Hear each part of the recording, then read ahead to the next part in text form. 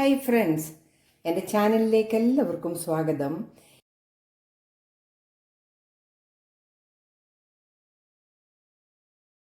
ഇന്നത്തെ recipe beef ബിരിയാണിയാണ്. നല്ല കൈമ റൈസിൽ ഉണ്ടാക്കിയെടുത്ത ഈ ബീഫ് ബിരിയാണി നല്ല ടേസ്റ്റാണ്. ഈ ബിരിയാണി ഉണ്ടാക്കുന്നത് എങ്ങനെയെന്ന് നമുക്ക് വീഡിയോയിലൊന്ന് കണ്ടു നോക്കാം. ബീഫ് ബിരിയാണി ഉണ്ടാക്കുന്നതിന് ഞാൻ 2 കപ്പ് 1/2 കിലോ ജീരക റൈസ് കഴുകി വെള്ളമെല്ലാം വാർന്നു വെച്ചിരിക്കുകയാണ്. നമുക്കത് വറുത്തെടുക്കേണ്ടതാണ്. 1 കിലോ ബീഫും എടുത്തിട്ടുണ്ട്. നമുക്ക് ഈ ബീഫ് ആദ്യം വെന്തെടുക്കാം. ഒരു വലിയ കഷ്ണം ഇഞ്ചി ചെറുതായിട്ട് കനം കുറഞ്ഞ് അരിഞ്ഞത്, ഒരു ചുള വെളുത്തുള്ളി ഞാൻ ചെറുതായിട്ട് അരിഞ്ഞെടുത്തത്, ഒരു 5 പച്ചമുളക് ഞാൻ ചതച്ചു കൊടുത്തിട്ടുണ്ട്. ഇത് നമുക്ക് ഈ ബീഫിലേക്ക് ഇട്ട് കൊടുക്കാം. ആവശ്യത്തിന് ഉപ്പിട്ട് കൊടുക്കാം. Garam masala 1 table spoon, 1/2 teaspoon മഞ്ഞൾ പൊടി, പെരിഞ്ജീരകത്തിൻ്റെ പൊടി 1 ടേബിൾ സ്പൂൺ, 1 ടീസ്പൂൺ മല്ലിപ്പൊടി, 1 ടേബിൾ സ്പൂൺ കുരുമുളക് പൊടി, 1 പിടി മല്ലി ഇലയും കൂടി ഇട്ട് നമുക്ക് നല്ലതുപോലെ ഇത് ഇളക്കി യോജിപ്പിക്കാം.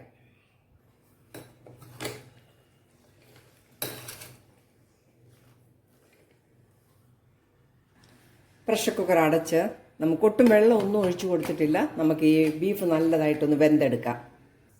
നമുക്കിനി 2 സവാള ഞാൻ ചെറുതായിട്ട് അരിഞ്ഞതൊന്ന് ക്രിസ്പി ആയിട്ട് വറുത്തെടുക്കാം. അതിനായിട്ടൊരു പാനിൽ ഞാൻ കുറച്ച് ഓയിൽ ഒഴിച്ചിട്ടുണ്ട്. എണ്ണ ചൂടായിട്ടുണ്ട്. നമുക്ക് സവാള ഇട്ട് കൊടുക്കാം. നല്ല ക്രിസ്പി ആയിട്ട് വറുത്തെടുക്കാൻ നമുക്ക് ഒരു 1/2 ടീസ്പൂൺ പഞ്ചസാര ഇട്ട് കൊടുക്കാം. വറുത്തെടുക്കാം. സവാള മൂത്ത് വരാറായിട്ടുണ്ട്. ഒരു ഗോൾഡൻ ബ്രൗൺ കളറാകുമ്പോൾ നമുക്കിത് കോരിയെടുക്കാം. സവാള നമ്മൾ വറുത്ത് കോരിയെടുത്തു. ഇനി ആ ഓയിലിൽ കാഷ്യൂനട്ട് ഒന്ന് വറുത്തെടുക്കാം. ഈ ഓയിലിൽ തന്നെ നമുക്ക് റൈസിൻസും കൂടെ വറുത്തെടുക്കാം. റൈസിൻസും കാഷ്യൂനട്ടും നമ്മൾ വറുത്തെടുത്തു. നമുക്കിനി ആ ബീഫ് ഒന്ന് വെന്തെടുക്കാം. നമ്മൾ വറുത്ത ഓയിൽ ഒരു 2 ടേബിൾ സ്പൂൺ ഒഴിച്ചു കൊടുക്കാം. കൂടെ തന്നെ നമുക്ക് 2 ടേബിൾ സ്പൂൺ നെയ്യും കൂടെ ഒഴിച്ചു കൊടുക്കാം.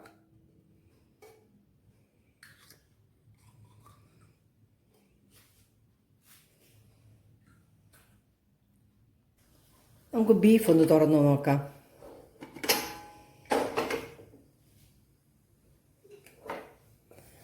നല്ലതായിട്ട് വെന്തിട്ടുണ്ട്. അതിലെ വെള്ളമെല്ലാം വറ്റിയിട്ടുണ്ട്. അഥവാ വെള്ളം ഉണ്ടെങ്കിൽ അത് പറ്റിച്ചെടുക്കണം. ഇപ്പം നല്ല പരുവത്തിന് നമ്മൾ ബീഫ് റെഡി ആയിരിക്കുകയാണ്. ഈ ബീഫ് നമുക്കൊന്ന് എണ്ണയ്ക്കകത്തിട്ട് ഒന്നുകൂടെ വഴറ്റിയെടുക്കാം. എണ്ണ ചൂടായിട്ടുണ്ട്. നമുക്ക് 2 സവാള ഇട്ട് വഴറ്റാം.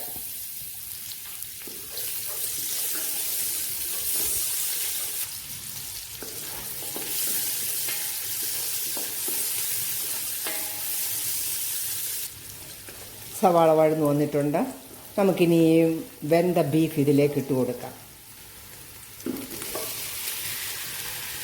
നല്ലതായിട്ട് നമുക്കിതൊന്ന് വഴറ്റിയെടുക്കാം.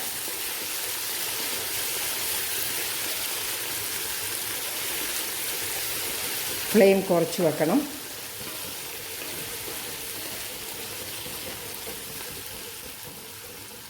ഞാൻ ബീഫ് ബിരിയാണിക്ക് ബീഫ് ചെറിയ കഷ്ണങ്ങളായിട്ട് തന്നെയാണ് എടുക്കുന്നത്. ബീഫ് റെഡി ആയിരിക്കുകയാണ്. നമുക്കിത് അടച്ചു മാറ്റി വെക്കാം. നമുക്കിനി ബിരിയാണിക്ക് അരി റെഡിയാക്കി എടുക്കാം. 1 ടേബിൾ സ്പൂൺ നെയ്യ് ഈ പാത്രത്തിലോട്ട് ഇട്ട് കൊടുക്കാം. നെയ്യ് ചൂടായിട്ടുണ്ട്. ഒരു 4 ഏലക്ക ഇട്ട് കൊടുക്കാം. 3 ഗ്രാമ്പു ഇട്ട് കൊടുക്കാം. 2 കഷ്ണം കറുവാപ്പട്ട ഇട്ട് കൊടുക്കാം. 1 ബേ ലീഫ് ഞാൻ 2ആയിട്ട് ഇട്ട് കൊടുക്കുന്നു. വഴറ്റി കൊടുക്കാം. ഇതിലേക്ക് 2 കപ്പ് അരി ഞാൻ കഴുകി വൃത്തിയാക്കി വെച്ചിരിക്കുകയായിരുന്നു. അതായത് 1/2 കിലോ അരിയുണ്ട്. നമുക്കിതൊന്ന് വറുത്തെടുക്കാം.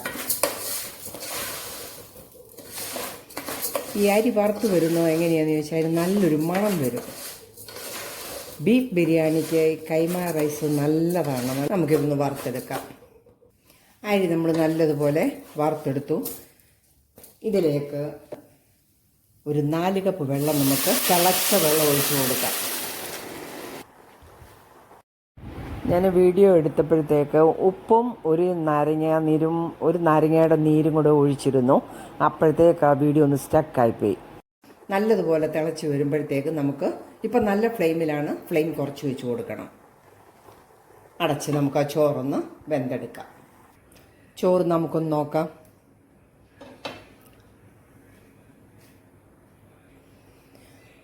നല്ലതായിട്ട് വെന്തിട്ടുണ്ട്. നമുക്കിത് അടച്ചു വെക്കാം.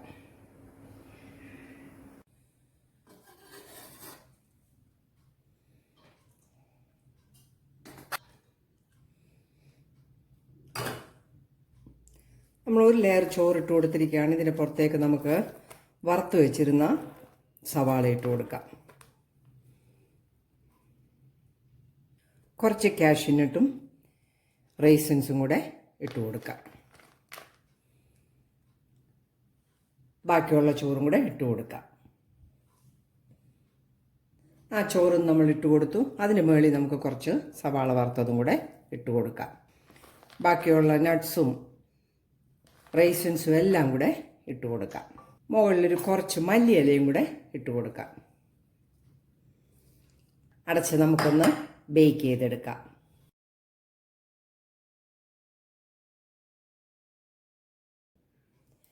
നമ്മുടെ ബീഫ് ബിരിയാണി റെഡി ആയിരിക്കുകയാണ്. എൻ്റെ റെസിപ്പി ഇഷ്ടപ്പെട്ടാൽ ചാനൽ ലൈക്ക് ചെയ്യാനും സബ്സ്ക്രൈബ് ചെയ്യാനും മറക്കരുത്.